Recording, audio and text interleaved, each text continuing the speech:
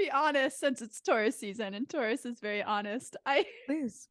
I feel tipsy, which I felt in previous recordings. Because we took so long to get going that you've just been. I brought my lunch to work, which ended up being my lunch and dinner, which I finished at 5, and now here I am. Also, yeah, Heather and I did quite a bit of housekeeping. Which is very Taurus. Which is very Taurus of us before the podcast. And we do have some exciting stuff that we won't share just yet, because every time I say this, I know it's it is always true in the moment, but then it's it ends up not getting unfolded in the ways in which I mean for it to. And I'm like, oh, but I said it on the pod, so I'm gonna have to hold myself accountable. And then it's me, and I run a very loose ship, it turns out. I'm very laxed with myself. Yes, exactly. But so just know that it's Earth season and we're taking care of business. And we have exciting things on the horizon, and we actually mean it. But I just, in my Earth season way, because it's Earth season, I just want to make sure I share it once it's once I can make sure I can follow through on it. Right. Isn't that not Earth season? What were you going to say though, Heather? I was going to be we can forgive ourselves because it's the Saturn return. It's been a crazy year. Bitch, you're telling me. You and I are both doing a lot, and it's honestly amazing that we're even able to record this once a week. And it really, it is. It really is. Listeners, you should be on your knees. Thank you. I'm just kidding. Listeners, we love you so much. And but yeah, it's really, Heather, it really means so much to me. That you are as committed to making sure that this podcast episode comes out weekly, just like I am. Yes. If it ever doesn't, it's truly never my fault. Not saying that it's yours, Heather. I'm more just, I'm blaming it on the technology. stars. The stars, yeah. But no, truly, it's very important that this comes out every Thursday, and it means so much to me to be on a team. Mm-hmm. Where my teammate shares that same kind of obsession with it. And also, I think we both agree, not to speak for you, but it's a beautiful thing to be on. This is episode 33. I know. Episode 33. Here we are, Taurus season. We're going through our final Earth sign before we before we return to Virgo, which will be our year of this podcast. So 33 episodes, and I'm and we've done it weekly. Besides weeks where we've had to maybe do two episode recordings in one before the holidays, what have you. But it's such I look forward to it. Me too. It is such a joy to do this, to get to record this and do this. And listeners, we hope you feel the same. Such a joy. Do you throughout your week, because I do this, do you throughout your week think about, you're processing emotions, you're thinking about your life, and then you're thinking about it in astrological terms, and then you're so excited to talk about it on the podcast? Yes. I've been feeling that way extra this week. It really is therapeutic, and that's probably wrong to say. Who probably doesn't appreciate that? The listeners. Just kidding. They're lock your shit up, Miranda. Oh, no, but it is it's so. Again, this podcast it's such a joy to hear random ass people tell me, and I know this has happened with you too, Heather, of people I had no idea. Listen. So shouts out to them. But also when we have friends of ours tell us that listening has made them more spiritual, that shit rocked my world to hear that. Know. And I know I brought this up on last episode, but the fact that my drama teacher listens, that was so exciting and fun. It's such a, I love this podcast, and it's Earth season's been really bringing out my gratitude recently. Which again, I think that says a lot. It's a grounding time. And I think a huge way to sort of get grounded is cleansing your palate, cleansing your mind, cleansing your energy in a big way. I feel earth signs to me, for whatever, I don't know if it's the getting organized, if it's like the feeling of like wanting and craving structure and feeling like uh there's something about earth that makes me feel healthier if I'm Yeah, yeah. when I'm in tune with it, I should say. Mm-hmm, mm-hmm. But yeah, there's something about like gratitude to me is like, yeah, makes sense that I'm wanting to connect more with that during this earth time. Yeah, yeah. No, I think that makes a lot of sense. The Yeah, spiritual, the spiritual homies always say like the yeah. gratitude practice is a huge way to get like grounded and just sort of like True. um yeah. How are you feeling, Heather? Yeah, What's yeah. going on with you this earth season? I've been feeling when Opposite. we were catching up. No, no, no. Well, I've been feeling grateful for work also actually. I yeah, like my jobs have been good and I'm very grateful for all my 6, 7, 8 jobs that I have. Um Feeling fulfilled. yeah. But in general, the Scorpio lunar eclipse, this eclipse season, I've been feeling really hard. I've been angry, I've been sad, I've been happy, I've been all the arrays of It's been a lot. emotions. But I feel like I'm coming back to, my moon is in Taurus. Mm-hmm. And the moon is the emotions and how you process it. Right. And I've been thinking a lot about how Molly McCord says that Taurus is a creative sign and yada yada yada. I've been feeling like it's easier to channel my emotions into something tangible. Like I've been feeling really creatively Yes. motivated. Like I get super angry or like super sad, and Mhm. instead of just, going to sleep early and crying, I like stay up late and make something. So that's good. That's what a beautiful thing. Thank you for sharing that, Heather. My God. Thank you. Because, like, no, I hear what you're saying. And real quick before I get too far, because I always do this and I really am Mm, trying to be better about this. In terms of just like, it's Earth season. I'm right, right, right. trying to get better about being more organized with The structure of it the all. structure of it all, especially our episodes. Folks, uh Heather Cunningham, please, just the astrology genius, the astrology wizard, little pointed cap and all, Still learning. and still learning, but really out here teaching. Oh, Um, Folks like me, Miranda Linsky, little astrology newbies, astrology rookies, if you will, but little astrology sponges. I'm just absorbing it up, baby. This is sort of the dynamic every episode. Heather I ask Heather a million questions, and she informs me and you. We talk a little bit about what's going on in the sky, don't we, Heather? Where we're at yes. with the sun, the planets, the moon. And again, all this will be extra relevant soon. Right, right, I'm right. like, we're gonna be providing even more and more structure. You just wait. Just wait. I'm teasing it again, Yeah, Heather. yeah. I'm keeping them on their toes, Heather. Mm-hmm.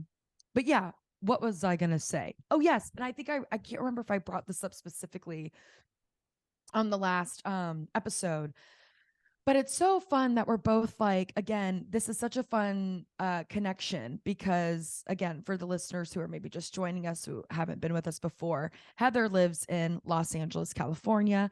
Miranda lives in Brooklyn, New York. So Miranda used to live in, Jesus, stop talking about yourself in third person, Miranda. No, you stop it, Miranda. Oh my No, God, you hang up, Miranda. Oh my God, there's a third one, Heather. No, I no. used to live in LA. I miss LA dearly. But I also really love New York. And it's such a beautiful, fun thing to get to like do this podcast, Heather, even though we live in different cities. And it just does feel like such a like a I don't know what I'm trying to say. Like a string. There's some type of like power cable cord connector. Yeah. And that's really like, it's so fun that astrology and creativity has really strengthened our personal bond and Yeah. friendship. And I'm being extra reminded of that and how grateful I am of that during this time, during this Earth season time. Mm-hmm. Um, then yeah, it just feels like we're really checking in. And the way we just like we've only continued this and we've also Yeah. only continued to commit to this. And I love that Earth season is really bringing about us just really leveling up with this podcast. Yes. Mark our words, listeners. Mark our words. We're here to stay. This is only the beginning, baby. Tip of the iceberg.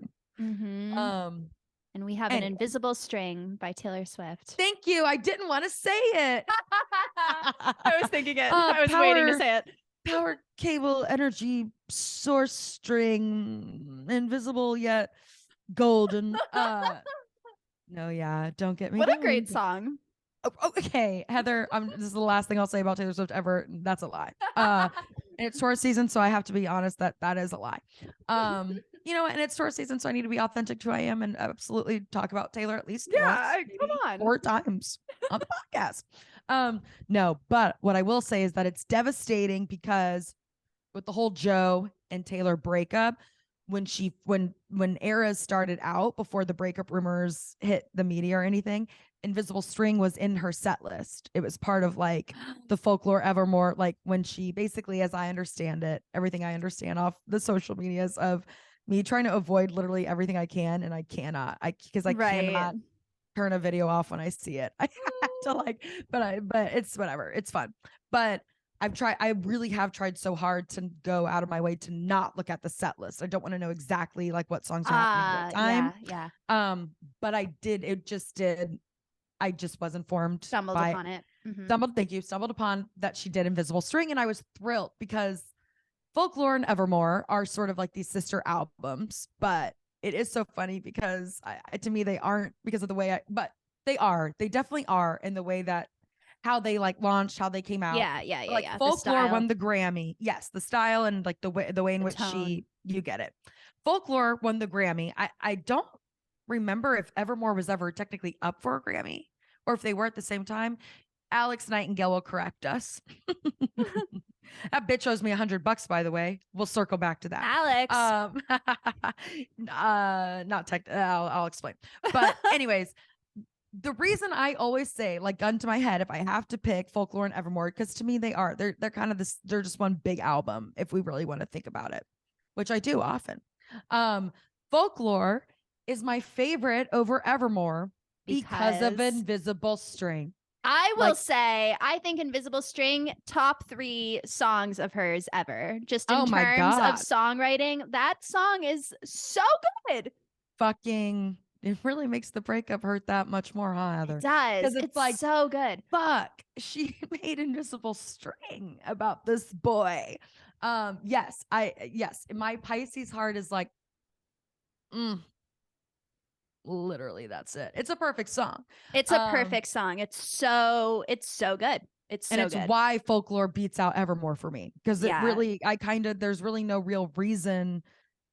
I guess I should like one or the other. Again, I think it's just like anyone. It's like, well, I just like more songs off that one than this one. But like for me, it's because Invisible String is on Folklore. That's just why Folklore is gonna beat out. And to me, Evermore. It's like the song of the album. It's such a I don't know. It's literally like the staple track. Oh my God, yeah. To add to this real fast, and we'll not to go on a Taylor tangent, but we're circling it all back to astrology. Yeah, baby. no, I literally am about to. So I was no, I am too. Don't worry. Go ahead. So I was literally, just scrolling through Instagram right before we started recording, and I stumbled across some sort of video thing talking about Taylor and Joe and how I didn't realize that they've been together for almost 7 years. And every time I hear 7 years, I'm like, Saturn cycle. Go on. Which is like such a thing that I follow in celebrity couples. And just in life, I'm always like, when I hear 7 years, when I hear 6 years, I'm like, ooh, Saturn cycle, because every 7 years you complete a Saturn cycle. And then it's like, are you going to regenerate the relationship? Or are you going to cut it off and pursue something new? It's like you are meant to mature. And it is every 7 years we transform in a major way. And it's crazy how when you really pay attention, a lot of relationships either like end like Charlie or like XCX 7 years. Exactly. No, exactly. The song There's so Charlie many XCX examples. 7 years. Well, there's so many examples. Me and my stupid little dumb idiot, whom I love, this past April, I'm not gonna say the exact date because it's so embarrassing. Heather, I actually think it might be April 29th that me and no. And the only reason I'm saying that is because Taylor has the song. Do you really want to know where Wait, I are we was going all April the way? 29th? Oh Anyway. shit. Are Well, we going yes. all the way back to the senior year 20, party? yes. And like the first scoopty boopties that there ever was. Oh shit. But yes, so technically it's been 7 years and you and I always. How embarrassing. But we just and as you know, when I say 7 years, not all those might have been together. 7 years of a situationship, a relationship at every point. What am I saying? It really, we were together even when we weren't. Yeah, Sorry, for sure. but sorry about it. But we just signed a 2-year lease. Wow, look So, at that. A very it really- Capricorn, tangible Capricorn. re-solidification. Well, Saturn is Capricorn's ruling planet. So like Saturn brings about these Capricorn themes of like, are you going to get serious? Are you going to That's why like, Saturn brings such big like life not maturity. I know there's loaded reasons that Saturn brings about these big life changes. And yes, like we said, so there's always like every 7 years there's some type of Saturn hit, right? Because it's like it's 14 years that it returns, correct? 14 years is the opposition, then 28 years is when it returns. 28 years is the return. The returns are the biggest gaps because it's the full cycle is 28 years. It takes 28 years to travel around the whole zodiac. Yeah. Holy shit. So literally this is our first return. So this is your first, this is technically like your Saturn square, but it's the first, you've been through a Saturn cycle at this point. Yes. Like, because which we have I not think had is a Saturn... major test of a relationship. Like if you make it 7 years. Yeah. Wow. And what's so funny is now I'm very there, you know, it's just interesting when you think about things, Heather, sometimes I gotta refocus, but I'm also just kind of like, it's really interesting to think of when, in my relationship personally, when we, re-signed our contract. I'm not talking about the lease. I'm talking about our personal contract. When we renegotiated our terms and decided, okay, now we'll relocate, blah blah blah. We'll try this again here. But like that was during his Saturn return. Right. A lot of big it's just that's why it's really funny to me to think, like, as you were saying that, I was thinking of sort of our timeline and I'm like, it could just be coincidence, but it's not. Anyway, no, nothing's coincidence. So anyways, in relationships, so you're connecting a Saturn movement to Joe and Taylor's. Yes. And it is just so interesting. You know, it's so heartbreaking as when we were catching up. I love the song Lavender Haze, still do. And Taylor's like made a point and like all these videos, she's like, at one point, you know, these songs were about my life and some of these songs aren't about my life. But regardless, from this point on and forever, I always want these songs to be about you and your life. Like she making a point to be like, y'all fucking... we share lives. You can still like love her even though me and Joe aren't together anymore. Essentially, and you can all these songs still matter. And I just basically being like, it is that deep, I think, but it's like it was allowed to be that deep, and it's not that deep anymore, or or like you're just making a point to be like, fans, the shit's about you. Don't think about me and Joe because she's universal. And again, it's what makes me wonder about just the timing of all this. Because it's more now starting to feel like Taylor, this is not news she maybe wanted out in the middle of her.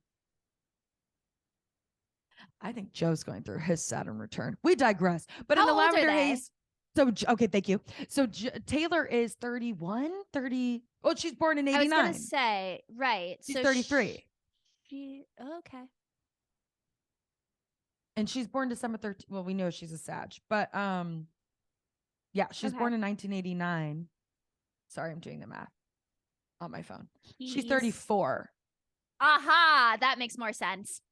And he is younger. He's born in 91. Sorry, Okay. Again, we don't know who well, broke up okay, with so who. If it 35 is true the next Saturn square. So she's approaching her next Saturn moment. Okay. So regardless of if the breakup was her choice or not, she's due having for some changes. Oh, it's going to be a great album. I don't want to be one of those people. But it just is. Oh shit. Anyways, that's so fascinating to hear, Heather. You're blowing my mind. Listeners, if you've now noticed something about your 7-year Saturn cycles, Heather, speaking of cycles, has an incredible, would you call it a short story, Heather? An essay? I don't Personal know. essay? I guess an essay. Yeah. I guess. A story? Yeah. Yeah. Both. Yeah. Personal story, personal An essay. op-ed? Jesus. Who misses editing, writing, and media? Me. It's not a major anymore. Right? Anyway. But I'm pretty sure it's not a major anymore. We digress. But yes, Heather has an incredible story, an incredible essay, personal essay called Cycles. She performed it at her short stories. You could see her perform her short stories in general. At your right? It's a short storytelling mic. Why you doing? Yeah. Yeah, no, I mean they're short stories. You could see Heather tell a story at her very own storytelling mic. Heather, when is it? What nights? The next one, it's the second Is it Sunday of changed? every month. Oh, the second Sunday of every month at Monthly. 7 p.m. at Ono Vino Wine Bar in Ah, Atwater Village, California. Incredible, beautiful. I can't wait to do it once I visit. This Oh my year God, it's happening. if you visit, you are doing it. Like I'm forcing It'd be you. a blast. Like you would be so amazing. I have the perfect little story. Anyways, we digress. But Heather has an incredible story about cycles in general. Everyone should, like, listeners, when you're learning things about yourself and your chart and your top 3 and things like that, you start to peel back layers. There's more things you start to learn. Cycles are a huge part of it. So even if you're not keeping up with the cycles as they come, it's a beautiful thing to look back on your life, think about kind of retrace your cycle steps. Yeah, big movements that happen. That's why it's just been so fun. And you're blowing my mind with this shit, Heather. Thank And you just made me realize so many like pivotal fun moments. I love it. That's why I love astrology. That's why we do what we do. That's why we save lives. Yes, sirree. That was fun, Heather. I'm glad we always manage to circle it back to astrology. Leave it to me to circle everything I was back to say, astrology. Even when my goal is so clearly to get us off topic, you never fall for my what am I trying to say? My tangents. Yeah. Whatever. Yeah. But with that, Heather, Taurus, such a fun sign, especially when I am reminded of the celebrities that have it, because I gotta say, I fucking vibe with all of them. Same. Every celebrity we've done so far, I've been kind of like, yeah, they're a celebrity, but they're a celebrity that I still feel like I could be friends with. Straight up, every single one. Yeah. Every single one we've done so far, I'm still like, that's so true. But I'd fucking vibe. I'd hang. Yeah. You know?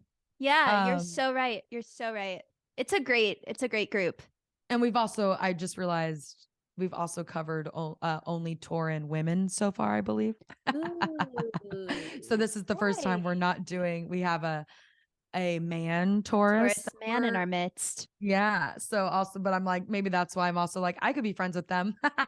But no, even this guy. Oh, I'm like, yeah, of all the male Hollywood celebs, this is what I genuinely think I'd vibe with. Every interview I see with him, I'm like, oh, we'd smoke a bowl together and have a nice conversation. We'd fucking vibe, bro. We would. Yes. No. With that, I was gonna say, I was like I'm like, don't steal Heather's fucking celebrity. I had a calendar of him in like sophomore year of high school. That's so funny. Just found when I went home recently. The hottie, the Taurus of our dreams, the talent, Robert Pattinson. Robbie Patty. Rob Pat. And I love him more looking at this chart, to be honest. I was gonna say, it's so fun to watch him. He's beloved, as he should be. And he got rocked for Twilight. like he did, Harry Potter put him on the map, right? He's in the fourth Harry Potter, Cedric Diggory in the Goblet of Fire. And then he did Twilight right after that. So like bada bing, bada boom, two huge back-to-back like blockbusters, essentially, sci-fi fantasy like movies. Yeah. And then huge book series movies. And then I think, because of all the backlash he got from Twilight, he like truly made it a point to be like, I'm an artist. Like, I'm an artist. Make no mistake. I'm an artist. And he really like only did like indie films. Right. And that as a double Taurus, as a Taurus sun with Taurus rising, that and don't get me wrong, I think Twilight is a quality book series and film series. Twilight. Yes, it's trashy, but that I think it's become camp. Yes, it lends to the quality in my eyes. Like the trashiness just makes it higher quality for me personally. Yes. But I agree with that shit. Yes, I know you do. But I can totally get why Robert Pattinson with his Taurus sun and Taurus rising while he was doing that film series was like, fuck me. Like I care about quality so much. And like the fact that people aren't seeing this as quality. Yes. Like I totally get why he was like dying inside. Yeah. And then it also became all about his personal life because of the relationship with Kristen Stewart and then like the cheating allegations with her and the director. Yes. And then so it's like every Twilight, like you can see in every interview, if he's ever asked about Twilight, like his eyes go dead. Like it's really like he right there in the moment, like disassociates. You can see him go to a different place because I think he's just like, God, fuck that time in my life. Like I'm sure it's just not a great, the ridicule, it was never about the art. It was never about his talent. It was all, and then it just he became a huge celebrity. And I think got his little Robert Pattinson heartbroken by Kristen. His little Cancer moon heart. And then they were both at the fucking Met. It all comes full circle. Just this past week, both of them were at the Met. Yeah, Kristen looked fucking incredible. Oh, I need to see that. Her fit was so fucking good. So good. I recommend everyone look it up. Yes. But then also Robert Pattinson was at the Met with his new little like thing. She's a model actress. Ah, shit. I forget her name. Let me look her up real quick because it's all over my like, it's everywhere. Oh, she's right here. Suki Waterhouse. Never heard that name in my life. Alice Suki Waterhouse is an English model, actress, and singer. Sounds like a character from Twilight. I don't know if she's super, honestly. I don't know her from like first glance. Oh, she's in Daisy Jones and the Six. Love Rosie, the Divergent series. Okay.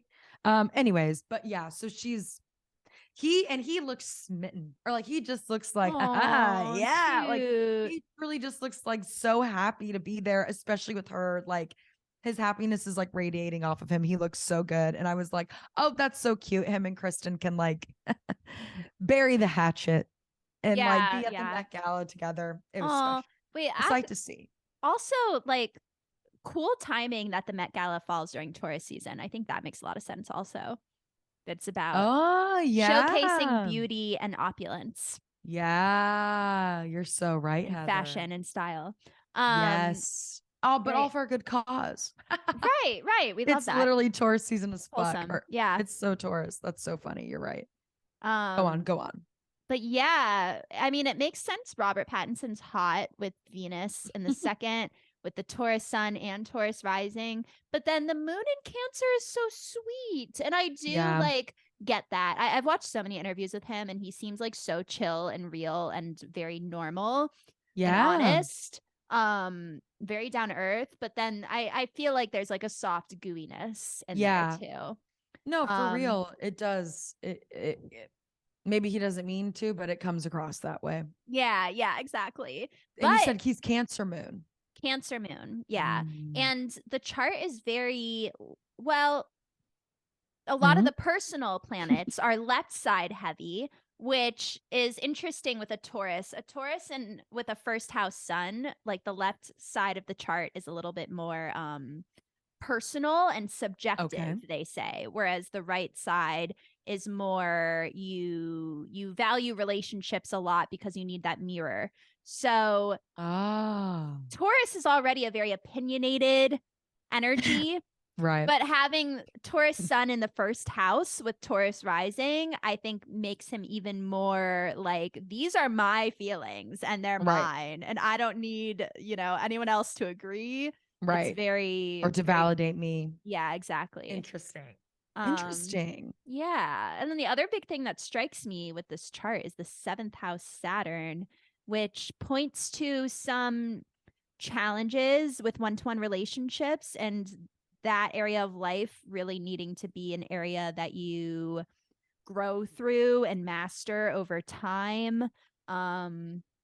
Interesting. Yeah. And I don't know much other than the Kristen Stewart drama. I was going to say, it feels like that was probably a huge lesson, or like, yeah, I mean, obviously I don't know his personal life or like if he's made rules for himself, but I'm when he was sure with there's. FK Twigs. Oh, that's right. But I don't remember how that all went down, but I shipped them hard. Oh, what a beautiful couple. But she dated I don't him know. before Shia, right?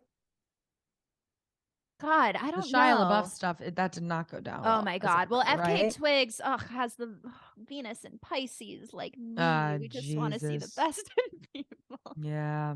Fuck. The sacrifice, yikes. the martyr. No, I I don't want to bring just kidding. But yeah. Interesting. Yeah, so very interesting. It's a good chart. Interesting. I was gonna say, yeah, I don't really know. This is like even this girl who seems to be famous, I guess. This Waterhouse bitch. I don't know of her personally. But still, she's like in the industry, but maybe not that big. She could be huge, and I'm just a fucking idiot. Yeah, so no, I mean, I wouldn't know. Alex Nightingale will let us know. Alex Nightingale, come on the pod. Yeah, any other like Taurus flags you want to mark, Heather, or that seem to stick out to you? Besides, it's just so cool to watch his trajectory. I thought he did such a good Batman, and it was so fun, and he was really great in Tenet, the big Christopher Nolan film, with David Washington, Denzel's son. But like, it was so. It felt like a Saturn moment. I'm sure some type of Saturn fucking something was going on in his chart for him to start off with Harry Potter, Twilight, and then to take a step back. Which to me is not a step back, but in terms of like career, normally you do indie, and then, oh my God, you get a Marvel film or something incredible. Like that's usually depending. It's so cool that he's like, well, I've been on the closest to the sun side of this in a huge buster franchise, whatever the fuck. And then it's like he did something like The Lighthouse, or like he got to do a bunch of indie, really low budget stuff. And then to be able to do Tenet and then an incredible Batman. I really loved Robert Pattinson's Batman. I loved that film. I thought it was so fun. And him and it's so good, Heather. And him and Zoe Kravitz, so hot. They're so good together. It works. I don't know. I really liked him as Batman. I do think I'm in the minority. I know a lot of people hated it, but I'm a fan. I'm a fan of Robert Pattinson. I bet I'd like him. I love Dark Knight. It's fun to take a break from like Christopher Nolan's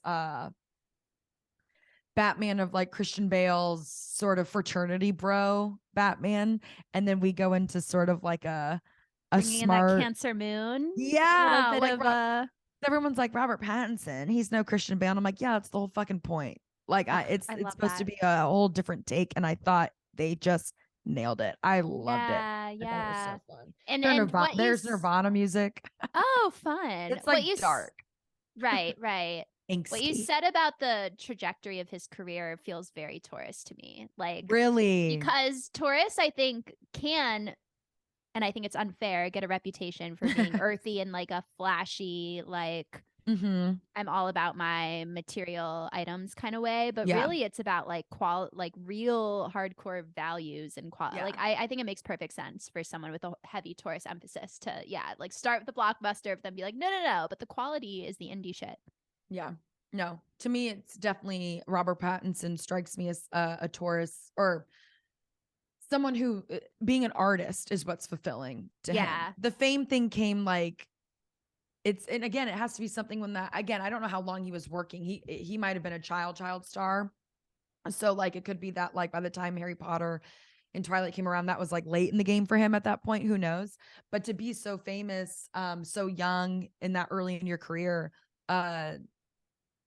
yeah, it's such an exciting turn of events to take a step away from that. And also not even doing it from a place of like, get a load of this. Like, it really feels like he was chasing his own authenticity. Yeah. Which is very Taurus to me. Love that. Yeah. And being an artist and having a job of fulfillment through that way. Very Taurus. Mm-hmm. Especially with the double Taurus he's got going on. Mm-hmm. Mm-hmm. Robbie Patty, come on the show. Come on. Come on the pod.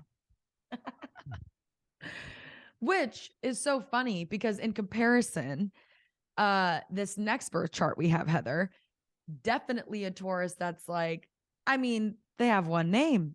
Yeah, exactly. She's got one name. You know her by one name, and she's been around for fucking ever. And she's still beloved. Yeah. But it's so funny because she to me is absolutely one of the divas in terms of pop music. Yes. Like, absolutely one of the divas, and has been a divas, you know, and she gets compared to Madonna all the fucking time, and they've got their little rivalry. But again, in a way that I don't think I would be fucking friends with Madonna.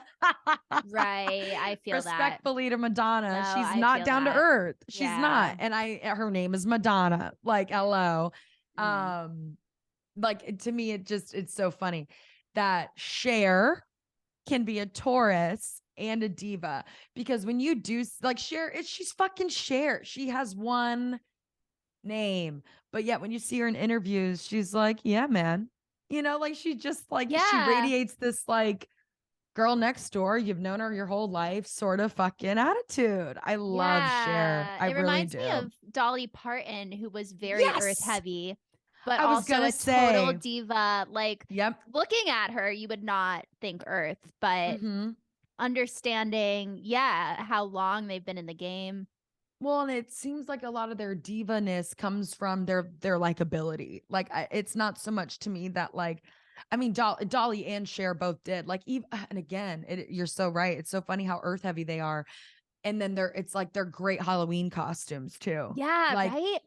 It's almost like they know how to. They're so down to earth that it's almost like they know it's going to tick with people, or they know it's going to work. It's not, and it's like they're able to remain super authentic and yet wear sort of costumes and have these gimmicks with their art. Yeah. An earthy it's very, I guess it's like earthy to like construct a look or construct a persona in a way. Oh my like God. Yeah. We could literally be talking about Christian Miola. I know. Respectfully, shouts out to Christian Miola, but I'm like, it's so funny because he's someone who so good at aesthetics. Is so and good just, at that. Yeah. Or as soon as we did this, I was like, oh my God, this is giving me Christian. And Christian's a Taurus, correct? Double Taurus. You're double Taurus. Sun, Taurus moon. Yeah. Very good at aesthetics. So very funny. Good at, That's so creating funny. a package. You can't make this shit up. Yeah. And appreciating that shit. Like, right. Valuing it and understanding the beauty of it. How people resonate with just the beauty of like an aesthetic or a strong Earth. Yeah. Earth is just so good at that. Earth appreciates, and I feel like Earth really appreciates like everything, and it's like it's appreciation. Okay, Earth naturally, obviously, is going to have an appreciation for nature, right? And like, but again, applying that to like people's personalities, like, I think Earth is just a lot of times can unapologetically be itself, and also Jesus Christ, Heather, Lord save me from myself. Unapologetically love that you are yourself. It's not like Earth is putting on airs in this way of like, we need to all be more like this, or these are the expectations. Earth is sort of come as you are. And I'll appreciate you for exactly how you are, because that's your natural state. That's what I want. That's what I crave. That's the realness that Earth desires, right? Yeah. And so Earth has a way of like the eye of the beholder thing, or beauty lies in the eye of the beholder thing. I think Earth signs just have such an appreciation for things as they are. And it's like that the beauty is in that. I don't know. There's something really special about, no wonder an earth sign in the limelight, like Cher, or like that famous. No wonder it's like they're bringing attention. Like, I love that she didn't change her personality, but she's like, but I'll change my hair, and I'll change my makeup, and Right. I'll change my outfit, because I won't Yeah. change me. But it's like, that's the shit that can be fucked with, because that's all that shit is like Yeah. surface level and meant to be manipulated and meant to have fun with the Totally. changing of it, because I feel like Earth is so much more secure in changing outer appearances and having fun with that shit, because it's like, well, at the end of the day, I'm still me, and I'll You're always be so me. right. You're so right. Because to me, Yeah. that's got to be it. There's such a security with Earth, I Yeah. think, that it's like, yeah, let's have a little fucking fun with the shit that's allowed to, does that make sense? Totally. Totally. Totally. You're making all the sense. This is kind of blowing my mind. I think you're so right. Yeah. Yeah. Even like, yeah, I'm thinking about like Capricorns in my everyday life. Like, totally have fun with that shit. Yeah. Right. Interesting. It is Very interesting. interesting. Yeah. Ugh. And with that, Heather, I didn't even mention, I'm so sorry. Uh Cher's top three. Yeah. Yeah. Let me pull it back up. Oh, sorry, I just Oh. had it. Cher's top three. Again, her big three, I should say. Sorry. I keep saying top three like it's fucking MySpace. I'm like, and in Cher's top eight, not Madonna. Right. Coming in at a hard number 9. Just kidding. But real quick, I will say too, Cher, before I get into her big three, that's something I've always loved about her too. I will say, and I can't remember if I've brought this up before. I might have, because I think we did. No, we haven't done Madonna yet, because we figured out she's a Leo or something. Madonna's a Whatever. Leo. Yeah. Yeah, we haven't done her yet. But Cher and Madonna have had like beef.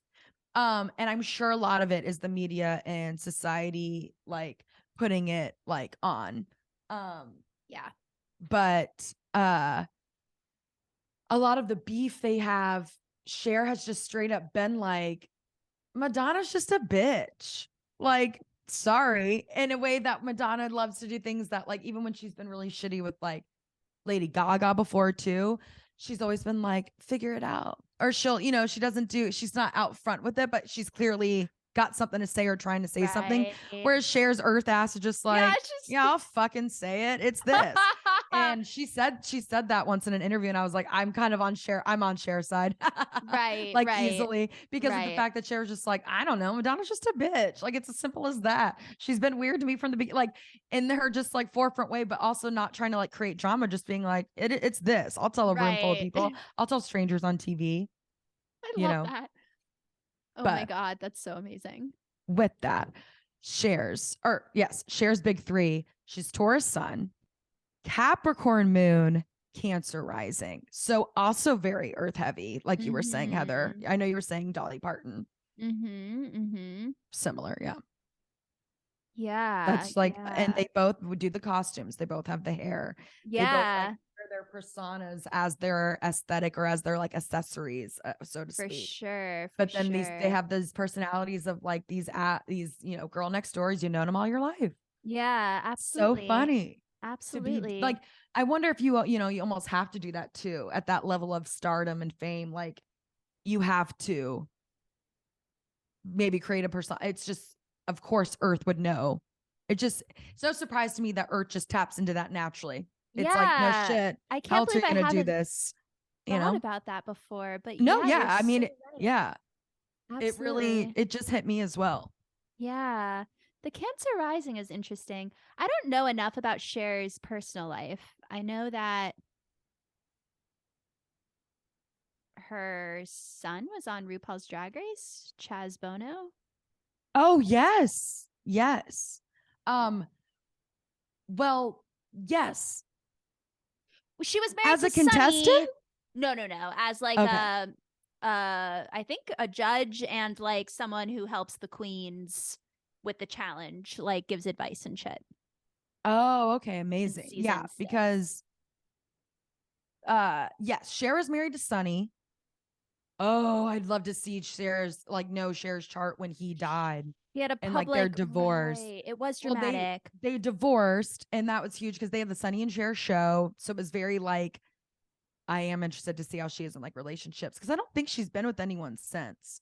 I definitely think, and Cher was such a progressive, like, that's the other thing. She's got that famous quote, right, where her mom's like, you need to marry a rich man, or what are you gonna do? You need to be prepared to marry a rich man. And then Cher she's like tells her mom, Mom, I am a rich man. Like, I'm Love Cher. that. Yeah. Like, what the fuck do you mean I need to marry rich? Oh my I am God. me. I am a rich man. You know, like Yes. it's such an iconic like moment. It's almost as good as the Madonna's just a fucking bitch line. That's But so amazing. no, yeah, but when she said this in an interview, she has this whole concept of like, oh, she says another thing in an interview where she's like, I love men. I think men are the coolest. Like, literally. It's such a 70s. She speaks so 70s, which is what I love. Like, yeah, man. Right. Yes, you'd light a bowl up with this bitch and you'd hang out. Yeah. And you talk about spirituality. But she's Right. like, she just talks about, she's like, I love men. I think they're the coolest, but I don't need one. And so I don't think she's really been with anyone since Sonny. I could totally have that wrong, but he died tragically on a skiing. He was skiing and he hit a tree, lost control skiing, like died. I want to say young. They were already divorced, but yeah. And then, yes, Chaz Bono. It was like a very public, like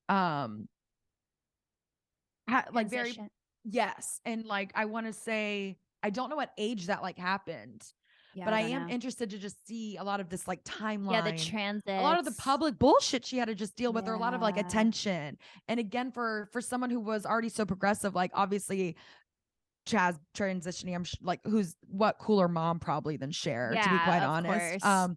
But I am just interested to see like Cher, need to know more about Cher's chart. Right, those are, and I'm sure there's more I'm just not aware of that has happened for her in the public scrutiny, just like I wasn't around for it. But yeah, she's been around. She really has been around. It's so funny how much Kim Kardashian looks up to her. They could not be more different. They could not be more different. Literally, besides Kim's hair. Oh my which she God, got from Kim Cher. literally ripping her off and doing a horrible job at it. Like, you're not Cher. Oh, yeah. not that the Armenian thing. Okay. Right. I see that. But no, yeah, it is just so funny. Kim could use some Taurus. Yeah. There's a not to hate on Kim. Yeah. No, but it is. I would love to look back at her chart again, though, Heather, because I don't know if it's Kim. We'll get it back to Cher, but I don't know if it's Kim's, like, I don't know if it's her chart or if it's just the fact that she's like, has famous person brain, rich person brain. This happens to people when they get rich and famous, right? But she is so fucking mean to Courtney. And this season 3 come up. Okay, so Courtney and Travis had like a Hulu special where they have a little documentary about their wedding, and it's just like one episode. It's not a whole series or anything, but it's because they have like multiple weddings. They have a Vegas one, they have like a Santa Barbara one, they have an Italy one, and I think that's just like 3 of them. I think they have more, but these are the 3 they like cover. And everyone started pointing out, it seems like Kim and Courtney are fighting, or Kim's mad at Courtney or something. And I kind of didn't catch it. I just was like, she's Kim. She's in her own world. There's like a moment where Chloe's like, Kendall, you'll appreciate this. Kim wasn't looking at any of the scenery with me. Didn't give a fuck. She's just on her phone. And I was like, oh, this could be when her and Pete are breaking up. So maybe she just seems, I did notice in the, because we are not on, they've only done up to season 2 of the Kardashians. This Hulu wedding thing was like an in-betweener before the season 3. Season 3 comes out later this month in a couple weeks. Anyways, but they have it with like Courtney's pissed at Kim. This is in the trailer for something she does at the wedding. And Courtney even says that she's like, it's just who she is as a person at this point. Like, there's no loyalty with Kim. Like, it sounds like she does some type of business deal at Courtney's wedding, like is somehow there's some, we'll get more of the details. I could be wrong on that. That's just sort of the gist I'm getting. Whereas everything's an opportunity for her to make money. Even Courtney's wedding, which I think that just like, at this point I'm just kind of, I don't know. There are moments too where I'm like, yeah, I don't know. I don't have siblings, but I think it'd be really hard to have Kim as my sister. Oh, anyways, yeah. in a way that I don't feel that way about Cher. So it's funny how badly Kim wants to fucking be Cher, because she could fucking learn a thing or two. Literally.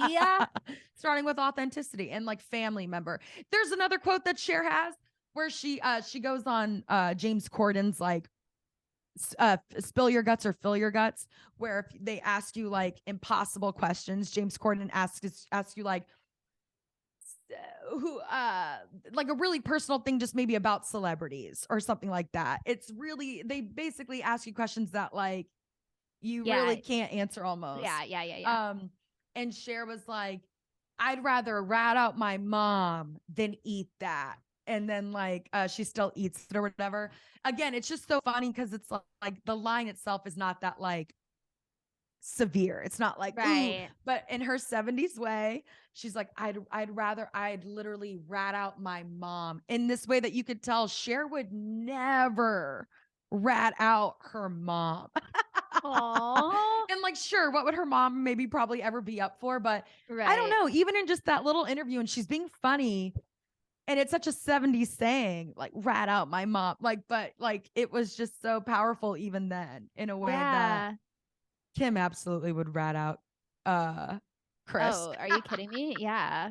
100%. We'd all rat out Chris. Chris would rat them all out. No, I'm just kidding. Yeah.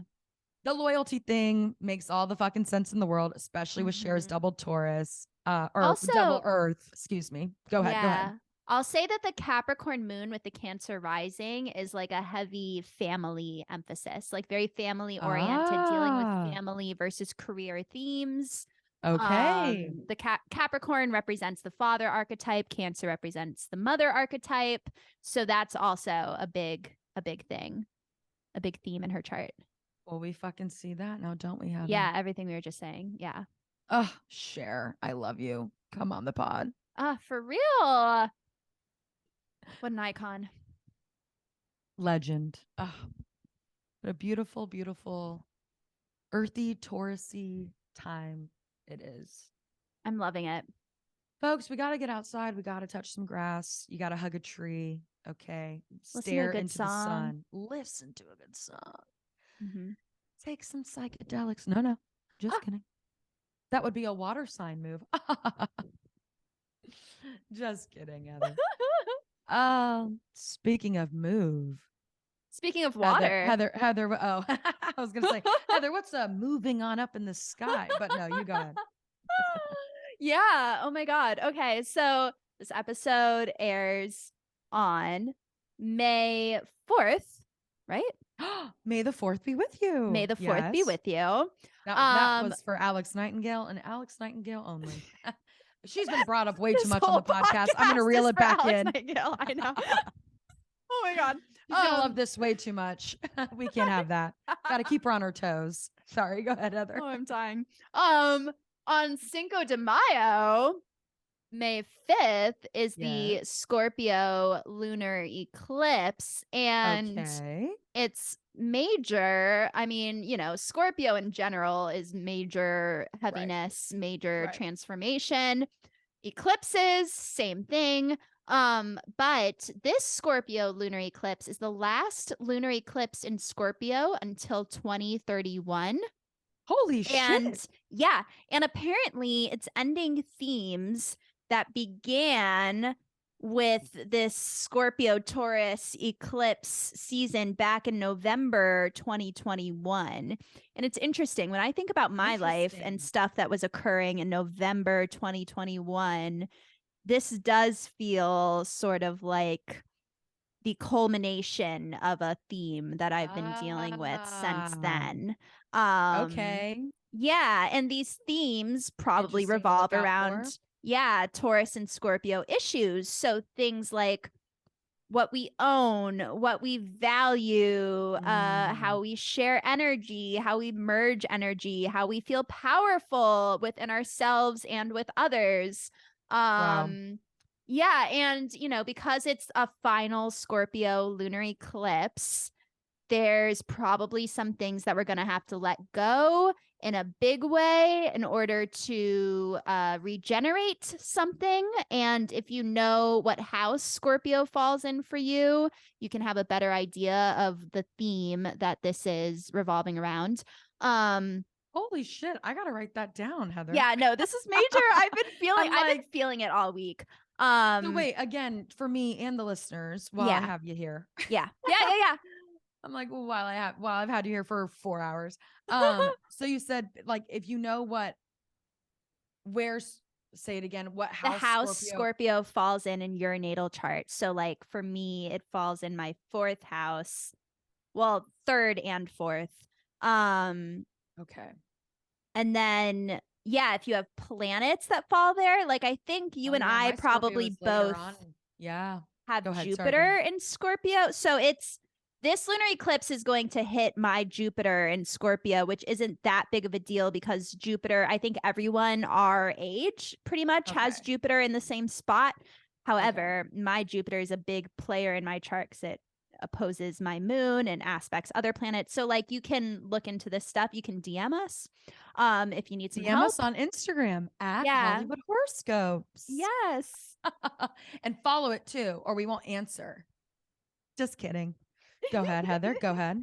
Yeah. But no, knowing what house it falls in will really color what themes you're dealing with. Yes. For the upcoming lunar eclipse, which is also Cinco de Mayo, May 5th. Which is, May 5th, this Friday. Which is tomorrow, if you're listening. Yes. When this podcast comes out. Yes, exactly. On Thursday, May 4th. Okay. Yes, wow, damn. So like, that's something I'm going to literally look into that as soon as we're done. I'm going to I'm very curious to see kind of like what themes and you said, and these are also like in terms of like sort of maybe generic themes because this is a letting go time, sort of a refreshing. Yeah, every lunar eclipse deals with letting go and in a lot of ways they say eclipses, it's like fate almost pushes you into something new. It's like a nudge. No fucking way. Heather, you've been giving me chills this whole episode. You do this a lot, with your words, but this episode specifically, you're just hitting a lot of like nails right on the head for me. You're really making sense. You're making a lot of sense over there. Sorry, go ahead. But I'm really excited to look at my chart because also, as we've talked about a little more personally, I recently maybe it's a way I'm coping of dealing with like what felt like kind of a negative circumstance. But at the same time, I think I told you, I was like, it could just be me coping with the fact that this is a negative circumstance, but I cannot explain how deliberate it felt like that was from the universe. That was like and I'm extra curious to kind of see what's on the horizon. Yes. Anyway, go on. I'm sorry. Go ahead, please. Yeah, no. And yeah, I mean, and Scorpio, so lunar eclipses are always, new beginnings. Letting go. But Scorpio is like emotional purging, realizing hidden emotions that were under the surface in a major way. All that subconscious shit coming to the surface, becoming really aware of it suddenly, becoming aware of like obsessions are a big Scorpio thing. And really letting go of that when it's a Scorpio lunar eclipse and making room for new, better habits, new emotional equilibrium. And I'll add one more thing. The lunar eclipse is also a full moon. It's the Scorpio full moon. So the moon is opposite the sun, which the sun is like conscious awareness. The moon is feeling. So it adds that level of you're gaining more conscious awareness of what's happening down in the emotions.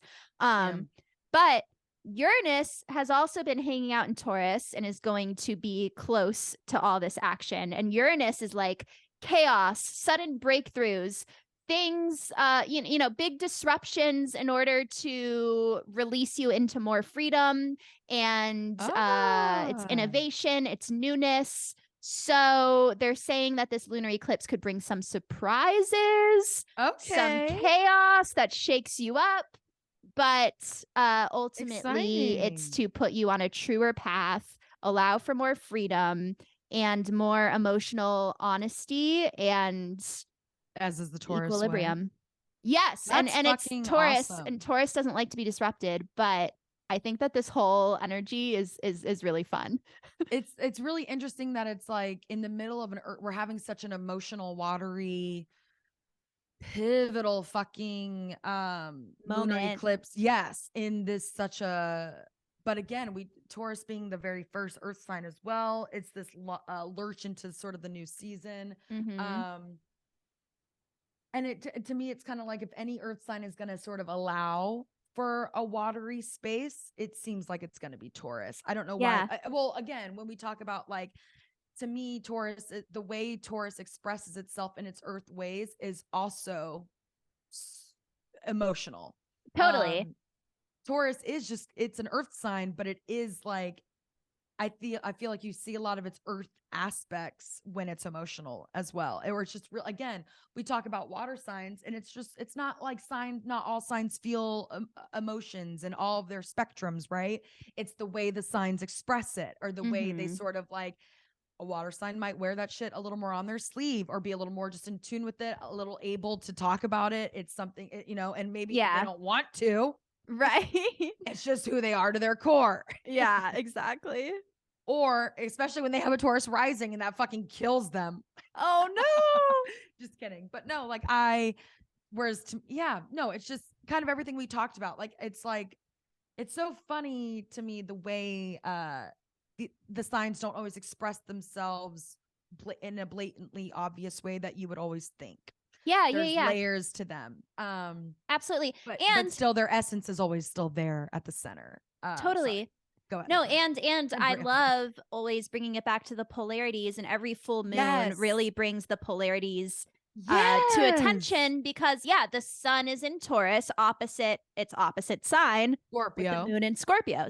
And Scorpio and Taurus both deal with values and possession. Like Scorpio wants to like possess a lover, possess money, possess power, and Taurus wants to possess things in the material world that make it feel that bring value, that are of quality. There's a real emphasis on values and quality with both signs, but Scorpio deals with relationships more, and Taurus deals with personal identity in the material world. These are themes. Ever since you pointed out to me too, Heather, just one little quick thing I want to add. Ever since you pointed out that whenever we experience a full moon and a sun sign, we're experiencing the opposite that full moon and the opposite. It's blown my mind. It's been such a huge, important piece of information. So again, for the listeners, I just want to reiterate that every sign has its own sort of polarity sign. Yes. Right, Heather? Like because there's 12 signs. There's 12 so every signs, sign is literally able to have a match. And for Taurus, it's Scorpio. And so when the sun is later in Scorpio, later in the year, it'll have its full moon in Taurus. So there's always like a contrast right in the middle of like because the full moon almost is kind of like, I guess it's not quite it's interesting that this sort of the end, but it feels but also middle. kind of the middle end of the sign. So it's like there's always a little challenge or lesson to be learned, or some type of thematic, like something that comes into awareness. It's just ever since you pointed that out to me, I'm like, ooh. I know. I love it. Fun that the full moons now have a little more of impact, because as you know, the pattern switched. Right. Like I love paying attention to the moon phases and the energy of sort of what each moon phase sort of brings. But then to have the full moon, or when we hit the full moon and the new moons and we add in their signs, it's a whole nother new layer of understanding that I didn't know I could, that I didn't understand I could understand. You know what I'm saying, Heather? Totally. It also helps me just to think of the world, like everything's a spectrum. Like I just like I think of everything as polarities now, and like everything you have to balance, and every exactly. So I love it. As we both go, I know, gushing over in sync. Yeah. Oh, it's just beautiful. Wow, that's some fun movement we have, especially it being literally tomorrow as listeners are listening. Yeah. It's major. So it's right on your minds. Yeah. Oh, major. Heather, thank you for being fucking you. Stop it. Thank you for You have being your you. and we both are, I think we both have such a, it's so funny because we just did Aquarius, which is your sun. We just did Pisces, which is my sun. Then we transitioned into Aries, which is just, it's a fiery time. It's So fun. it's just, there's a lot there. There was just like, it was movement after movement after movement after movement. And now we're in this like Taurus is still, there's still things popping off and happening. Yeah. But Taurus has just, it's such a extra loaded time. Your moon's in Taurus, my rising's in Taurus. We've got some big stuff on the horizon for our podcast. It's what like it's just, of course, Taurus, this like sort of halfway point with us, and it's coming up on our year, and just Yeah. you can't make this shit up, folks. You can't. I love Taurus season. I'm really having a blast with it. I do too. It's refreshing. Fun time. It's much needed. Yeah. Listeners, we hope you're having just as much fun. As always, if you're not, it's just the ebbs and flows, baby. Stick with it. You got this. Everything's temporary. Everything's temporary, and the abundance is infinite. Infinite. I love you, listeners. Love you, Heather. Love you so much. Love you, universe. Love you, universe. Please ease up as we're moving around. So much. Be nice to us. Be nice. Love you, Heather. Love you. Listeners, we'll see you right back here next week. Bye. Bye.